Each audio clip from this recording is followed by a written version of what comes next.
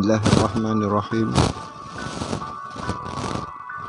Assalamualaikum warahmatullahi wabarakatuh. Alhamdulillah, jumpa lagi kita di channel Zaman Sulaiman, channel yang akan membicarakan mengenai hitam dan putih kehidupan. Dalam menjalani kehidupan ini, kita tidak kira siapa, pasti akan melalui sisi hitam dan putih kehidupan.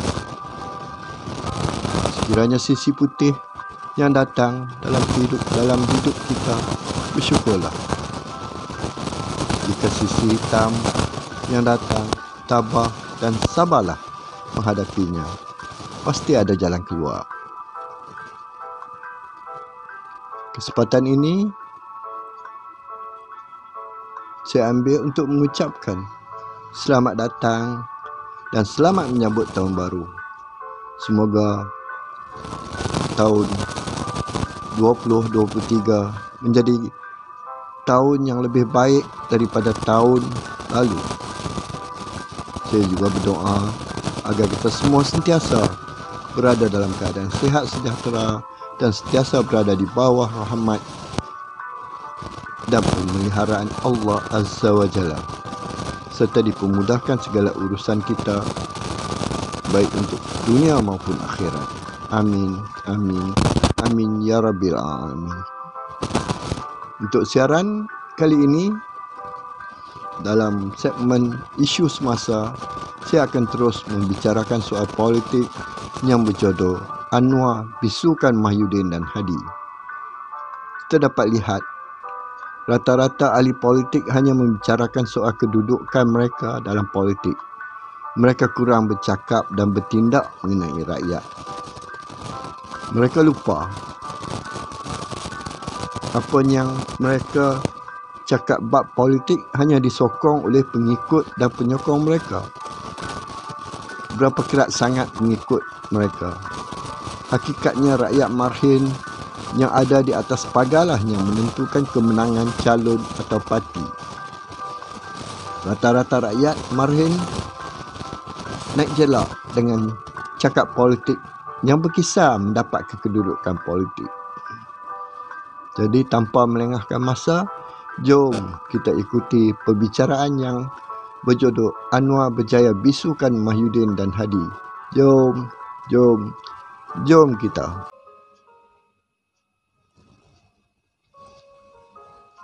Selepas 15, tidak ada mana-mana parti atau gabungan parti yang dapat mendapat majoriti mudah untuk membentuk kerajaan persekutuan. Untuk membentuk kerajaan persekutuan, mana-mana parti atau gabungan parti perlu memenangi sekurang-kurangnya 112 kerusi parlimen. Dalam pilihan raya tersebut, PH memperolehi 82 kerusi.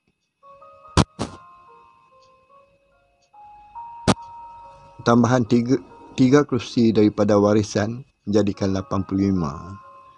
Sementara PN pula mendapat 73 kerusi waktu itu dan tambahan 1 kerusi Padang Serai menjadikan 74 kerusi. Manakala UMNO dan BN menang di 30 kerusi parlimen. Sementara JRS memperolehi 6 kerusi dan bakinya lain-lain parti dan bebas yang hanya memenangi 1 kerusi.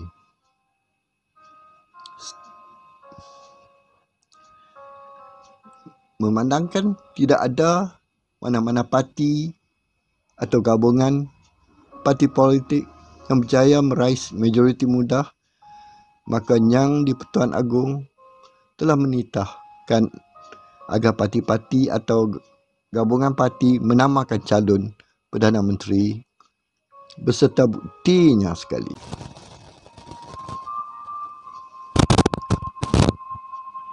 Ketika itu, Tan Sri Mahyudin Yassin telah menamakan dirinya sebagai PM dengan menyerahkan 115 SD yang menyokong beliau.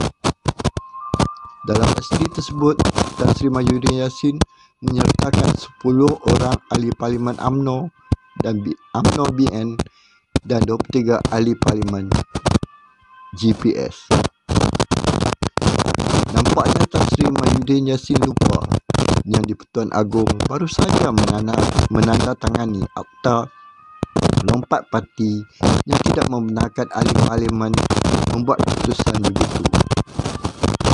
Berdasarkan hakikat itu, Tan Sri Mahyudin Yassin hanya memiliki 105 ahli Parlimen.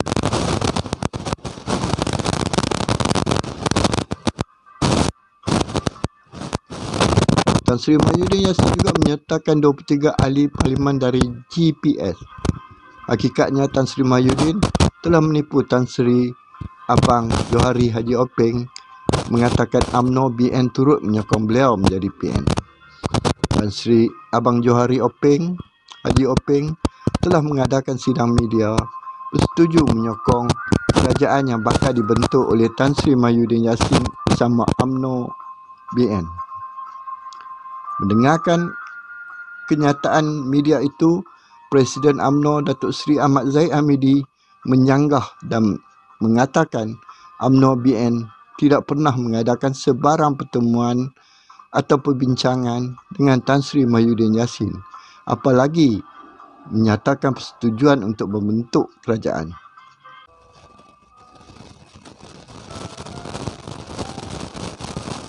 Mendengarkan itu, Tan Sri Abang Johari Haji Openg telah menarik balik sokongannya kepada Tan Sri Mahyudin Yassin dan menyerahkan kepada budi bicara Yang di-Pertuan Agong, dan GPS akan mengikutinya. Berdasarkan kenyataan itu, Tan Sri Mahyudin Yassin hanya tinggal 82 ahli Parlimen. Diyakini berdasarkan fakta ini, Yang di-Pertuan Agong telah meminta PH dan PN untuk bergabung membentuk kerajaan persekutuan. Tan Sri Mahyudin Yassin masih berpegang kepada SD-nya sebanyak 115 yang beliau miliki dengan sombongnya menolak titah Yang di-Pertuan Agong. Lalu, Yang di-Pertuan Agong memanggil UMNO, Barisan Nasional dan GPS, dan kedua-dua gabungan itu menjunjung titah Yang di-Pertuan Agong. Maka terbentuklah kerajaan persekutuan yang dikenali sebagai Kerajaan Perpaduan. Selepas itu, beberapa parti kecil dan bebas turut menyokong pembentukan kerajaan itu, maka tinggallah Tan Sri Mahyudin dengan hanya 74 kerusi. Namun, Tan Sri Mahyudin Yassin dan Tan Sri Haji Adi Awang masih belum berpuas hati. Tan Sri Mahyudin mencabar Datuk Seri Anwar menunjukkan keabsahannya. Sedangkan semasa beliau menjadi PM, gesaan untuk mengadakan undi percaya dipandang sepi, malah mengambil kesempatan COVID-19 dan mengisytiharkan darurat. Malah Tan Sri Haji Adi Awang berkata pengadil telah menambah masa tambahan dan mengubah tiang gol. Sindiran Tan Sri Haji Adi Awang ini ditujukan kepada Yang di-Pertuan Agong. Bagaimana seorang pemimpin yang dikatakan berjuang mengikut teras agama tidak menghormati kepimpinan tertinggi negara? Adakah ini ajaran Islam? Akhirnya, Datuk Seri Anwar Ibrahim menyahut cabaran Tan Sri Mahyudin Yassin dengan menyatakan bahawa usul kepercayaan ini akan dibentang dalam sidang Parlimen yang pertama selepas usul pemilihan speaker dan timbalan speaker Dewan Rakyat pada 19 Disember. Datuk Seri Anwar sedar jika dibiarkan begitu sahaja, maka Tan Sri Mahyudin Yassin akan memainkan jarumnya dengan membeli ahli Parlimen atau parti. Maka sebelum usul undi percaya dibentangkan, Datuk Seri Anwar dan parti-parti yang bergabung membentuk kerajaan perpaduan telah mengadakan perjanjian dengan parti, malah mengikat habis anggota parlimen daripada berpaling tadah. Tan Sri Mahyudin Yassin sedar beliau sudah tidak ada ruang dan lubang lagi untuk mencuri atau membeli ahli parlimen, lalu mengatakan tindakan Datuk Seri Anwar tidak demokratik. Demokratikkah beliau dengan mencuri ahli parlimen parti lain sebelum ini? Demokratikkah beliau yang tidak berani membentak usul undi percaya dulu? Malah Ketua Pemuda Bersatu telah membuat laporan polis. Mengapa Ketua Pemuda Bersatu yang tidak ada kena-mengena dengan perjanjian itu membuat laporan polis? Pelik, mereka yang terlibat tidak pun membuat laporan polis. Orang yang tidak ada kena-mengena membuat laporan polis. Suatu tindakan yang menampakkan kebodohan Ketua Pemuda Bersatu. Akhirnya, apabila usul pelantikan speaker dan timbalan speaker dibuat, dan Sri Mahyudin Yassin hanya ada 74 orang ahli parlimen yang berada di sebelah PN. Manakala undi yang diperolehi oleh kerajaan perpaduan 147 dan 146 untuk timbalan speaker. Apabila tiba usul undi percaya kepada Datuk Seri Anwar, PN sudah tidak berani mencadangkan usul belah bagi. Usul undi belah bagi. Maka Datuk Seri Anwar telah berjaya membuktikan keabsahannya. Tan Sri Mahyudin Yassin dan Tan Sri Haji Adi Awang terpaksa tutup mulut dan sudah tidak boleh mempersoalkan berkaitan dengan keabsahan.